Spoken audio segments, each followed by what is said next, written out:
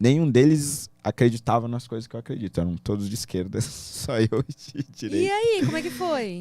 E no começo, claro, eles queriam me bater, mas foi legal porque conforme os dias foram passando, a gente foi gostando do outro. Hoje são meus amigos, né? E eles perceberam que eu não era nenhum monstro, e eu percebi que eles também não eram nenhum monstro. E hoje eles continuam com as ideias deles, alguns estão no PSOL, outros no PT, etc. Outros não estão em partido nenhum, mas também discordam de mim. Mas eu me dou bem com todos eles e graças a essa experiência que a gente teve na viagem, de convivência e perceber que existem outras coisas além da política, né? Qual é a dica que você dá, assim, para pessoas que querem manter um relacionamento de amizade, enfim, mas têm pensamentos opostos políticos, né? De repente, tentar achar mesmo um ponto em comum em outras coisas da vida ali. Exatamente, porque nessa viagem que a gente teve, por exemplo, os momentos de tensão era quando a gente estava nas reuniões, né, que a gente foi para participar, e aí não tinha gente porque o assunto era política. E aí eles falavam coisas completamente contrárias a tudo que eu acredito, e eu falava o completo oposto e tal. E aí tinha aquele momento de tensão. Mas aí a gente saía dali, a gente simplesmente não falava sobre política, né? E procurávamos ter outras experiências. Por exemplo, eu nunca tinha ido em uma balada LGBT no Brasil. Ou seja, eu nunca tinha ido numa balada LGBT na minha vida. E aí lá foi a primeira vez que eu tive essa experiência. Nunca tinha ido e tal. Eu falei, quer saber, vamos pra lá, beber e tal, não sei o quê. E aí a gente foi e simplesmente não falou sobre política. E aí bebendo a gente começou a se conhecer melhor. Cada um falando sobre a sua vida, a sua história e tudo mais. Então, assim, a gente falava sobre tudo menos sobre política fora daqueles ambientes. Né? É que nem quando a gente tá em família também, né? E pensa exatamente. coisas... tem posicionamentos políticos diferentes, é melhor não tocar. Ele falava sobre viagens, filmes, séries, sei lá, qualquer coisa. Acho que as pessoas esquecem, né, que no final das contas todo mundo é ser humano, né? Exatamente. E que dá pra focar em assuntos que todo mundo meio que tem em comum ali, do que ficar... Tem assuntos que é melhor evitar mesmo. Política, religião. Aliás, qual é a sua religião? Você tem uma religião? Eu sou católico. É engraçado isso porque eu fui criado, né? Minha mãe é evangélica e eu fui criado na Igreja Universal quando eu era criança. E aí nesse período da sexta série para o ensino médio, foi o período do bullying e tudo mais, eu tive a minha fase de ateu, que acho que a maioria dos adolescentes passa. E aí, depois disso, eu fiquei pesquisando várias religiões. Eu lembro que eu estudei sobre islamismo, judaísmo, hinduísmo, tudo que fosse possível. E dentro do cristianismo também várias igrejas, várias vertentes, até que na luta pelo impeachment, né, a gente resolveu fazer uma caminhada que foi de São Paulo até Brasília. 33 dias caminhando. Literalmente você... Literalmente. Meu Deus! Pra não dizer que foi o trajeto inteiro caminhando, teve 200 quilômetros que a gente foi de ônibus, que foi entre Uberlândia e Uberaba, porque não tinha acostamento. A estrada e os postos de gasolina eram muito distantes um do outro. A gente ia morrer se a gente fizesse esse trecho a pé. Então, tirando esses 200 quilômetros, tudo foi a pé e foram 33 dias andando. A gente do início até o fim, 15 pessoas. Mas em alguns trechos chegava a 30 pessoas caminhando com a gente. Então foi bem... Mas vocês ficavam quantas horas direto, assim?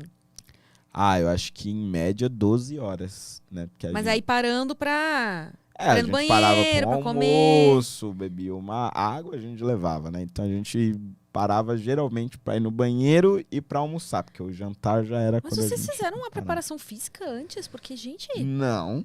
Como que consegue ficar tantas horas caminhando? Não consegue, né? O meu joelho esquerdo, por exemplo, nunca se recuperou. Eu tenho um problema até hoje. Se eu fico muito tempo sentado com o joelho dobrado, com uma dor insana, assim, e nunca mais vai recuperar. Teria que fazer uma cirurgia, mas não vale a pena, porque não é tão grave. Mas teve várias pessoas que ficaram com sequelas, né? Teve gente que emagreceu 15 quilos caminhando. Foi uma loucura, um desastre em todos os seus sentidos. E nunca mais vou fazer um negócio desse.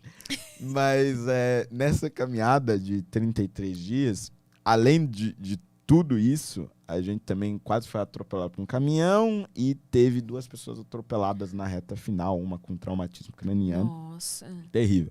Mas ninguém morreu e todo mundo tá bem hoje.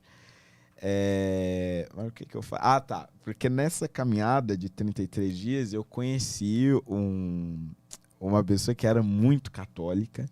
E eu ainda estava na fase de pesquisar várias religiões. E a última que eu esperava era a Igreja Católica. Por 2000 anos, aí, Inquisição, aquela coisa toda. E aí eu comecei a discutir com ele, debater mesmo sobre a Igreja Católica. E aí ele me contando história de santos, me indicando livros e tudo mais. No final da caminhada, eu fui pesquisar sobre tudo que ele tinha me dito e ler os livros que ele tinha me recomendado. E o principal deles foi o Confissões, de Santo Agostinho, inclusive eu recomendo a todos, que era um santo que era da vida mesmo, era um cara que tinha feito de tudo, várias mulheres, filhos, etc. Depois se converteu e virou santo no final da vida. Então, uma história fantástica. E aí, a partir da história dele, eu comecei a me interessar mais pela igreja. E aí eu diria que eu fiz uma conversão intelectual, porque eu cheguei pelo raciocínio lógico que a Igreja Católica era o melhor para mim, e aí depois uma conversão espiritual. Ah, mas eu tô interessada nessa parte de como que você fez uma reflexão racional para chegar, porque é difícil, é difícil. Toda vez que a gente tenta racionalizar sobre o assunto... É complicado. E aí, conta. Então, eu fiz esse raciocínio lógico, acho que principalmente por conta de Santo Agostinho, porque tanto ele como São Tomás de Aquino, eles dizem o seguinte, que é possível você aferir a existência de Deus somente pela lógica. Pela lógica é possível você dizer que existe algo que criou tudo. Não necessariamente o Deus cristão, mas existe algo que criou tudo. E aí, para você aferir que é o Deus cristão, aí pela fé mesmo. Aí não tem a racionalidade. Tá.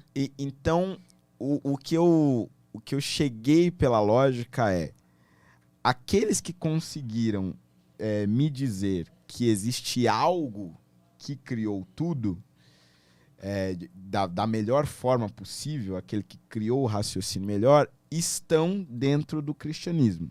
Então, eu acredito que eu devo me debruçar mais sobre a história do cristianismo.